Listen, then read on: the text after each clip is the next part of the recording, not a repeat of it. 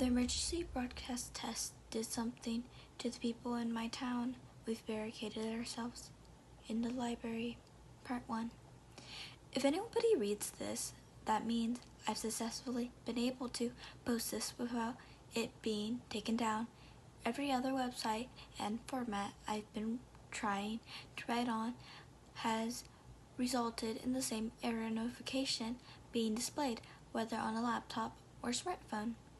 I can only assume it's something that the people in charge of whatever this is have done in order to prevent anyone left from getting word out about what happened here.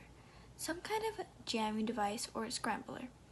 But whatever reason, this site still remains accessible, and so I'm posting here in a place that I don't think they'll ever check, because someone needs to know the truth.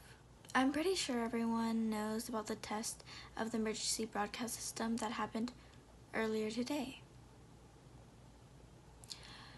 It was still over the internet and on the news yesterday, according to the smiling archman of the local channel. It would happen around 12:20 in the afternoon and last for about half an hour, broadcasting on television, radios, and every cell phone turned on at that time. The town I lived in, those names I don't dare write in case anyone modifying the internet is using a controlling program searching for specific names or phrases, only has a population of about 1,500 people. Because it's such a small and tight-knit community, conversation about the announcement began spreading like wildfire. Didn't they already do a test on the system less than 3 years ago? Old Miss Carsey asked the cashier at the grocery store while I stood in line behind her with a frozen pizza in my hands. I think I read something about how they're required to perform the test every 3 or 4 years, Laura, she replied, while she waited for the elderly woman to finish writing out a check for her purchases. Later that night, my parents had gone to bed as I goggled myself on the remaining slices of pizza and watched reruns of I Love Lucy, and I got a text from my friend Aubrey. If I have to hear about this stupid test one more time, I think I'll scream, it said. I let out a small chuckle and typed back, yeah, you think that with all this commotion over the town that we were about to end up in a 21st century version of Caribbean Missile Crisis or something. After a few minutes, my phone vibrated in reply, lol, no joke. I was going to ask if you wanted to do some skateboarding tomorrow. We probably don't have much time left until the snow begins to fall. Hell yes, I muttered quietly to myself, then typed out a reply. I'm absolutely down for that. I'll meet you in the parking lot of the diner about 11:45. I hit send, then a thought occurred from me. I sent a quick second message before she could respond. I'm gonna turn my phone off tonight and leave it at home. I don't want to have to deal with the annoying tone going off. I took a sip of Coke and let my eyes begin to droop. Sleep was calling my name. My phone buzzed. Good idea. I'll do the same. I'm gonna hit the sack. After bidding her goodnight as well, I held down the power button on my phone, the Samsung logo briefly showing before turning black. I reached for the remote and shut off the TV, dumping my dishes into the sink before heading upstairs, tossing the powered down, phone onto my desk. I set my alarm for 10 before climbing into bed and quickly falling into a deep and dreamless sleep. In retrospect, turning off our phones and leaving them at home is probably what ended up saving our lives, at least sparing us that horrible, intentional fate anyways. In the morning, I quickly told my parents where I was heading, and after promising them I'd be safe, I grabbed my skateboard, home keys, and jacket, headed out the front door. The chilly fall air smacked me in the face as I let gravity pull me down the restrictable street towards downtown. Behind me, the rocky mountains rose, imposing up into the sky, seeming like the turrets of the castle fortress.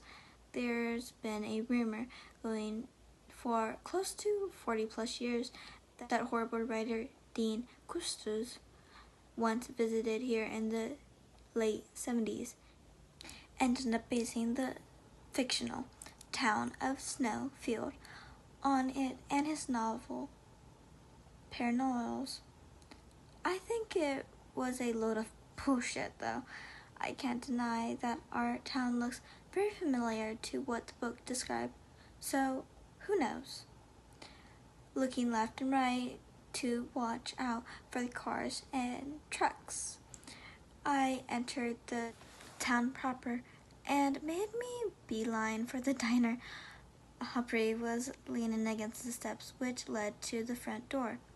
"You're 5 minutes late, you know," she said, jokingly checking the watch on her wrist. If I waited any longer, I would have had to organize a search party.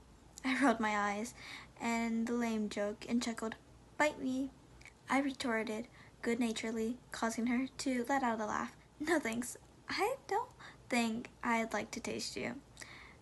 This time, a full-blown laugh burst out of me, which set her off more. After a few seconds, we got control of ourselves again and straightened up. "So, where'd you want to go skate?" she asked me. I thought for a second, looking around the diner, packed with protons, having either lunch or a late breakfast, and the parking lot full of cars and trucks, too risky to scare here. An idea came to me, and I snapped my finger. The old Blockbuster. It's got plenty of railing to grit, and we can backflip over the parking lot bumps. Plus, since it's in the back of town, Sheriff Wake likely won't find us and force us to move. Aubrey rolled her eyes at the mention of the sheriff, the man with a major stick up his ass, and seemingly hated anyone skateboarding, or as he called it, creating a nuisance. Aubrey shrugged. "Sure, why not?" Our plan set. We tucked our boards under our arms and walked through town towards the abandoned building which once housed the video rental store in town. It took less than 5 minutes to reach it. The sign still stood in the entrance of the yellow letter, long since having faded in the sun. I checked my own watch, and Aubrey dropped her skateboard on the ground and pushed off. 12:05. The test was supposed to start in about 15 minutes. I shook my head again. We're glad that we ditched our phones that day. For a brief moment, I remembered I had forgotten to tell my folks I'd done so, and a small wave of guilt washed over me, and the responsibility they end up worried if they try to get a hold of me, but I pushed it out of my mind. I apologized when I get home. I dropped my own board on the ground and pushed off. For the next 10 to 12 minutes, the two of us whooshed and laughed, and we jumped and grinned on our way across the parking lot. All the stress of having graduated and needing to pick a college to go to fell away from my mind, and I felt as I can only describe as at peace. That peace was shattered by the sound of tires screeching, steel glass smashing against each other, rummaging off the buildings, and seemingly above the mountains above us. I'd been in the middle grinding the entrance railing. Then it came, and it startled me so badly I lost my balance, the board shooting out from under my feet as my hip smashed into the railing and I fell back off the earth, basically. I lay there for a moment, staring, pain shooting through me before I felt a hand on my shoulder. Damn, that's one nasty fall, Aubrey exclaimed. Are you alright? After deciding I hadn't broken any bones, I answered, Yeah, I think so. It stings like a bitch, though. I looked up at her. What the hell was that sound? I asked her. She shook her head, and a familiar confusion expression on her face. I don't know. It sounded like it came from back at the main road. She looked around, then back at me. I think it was a car crash.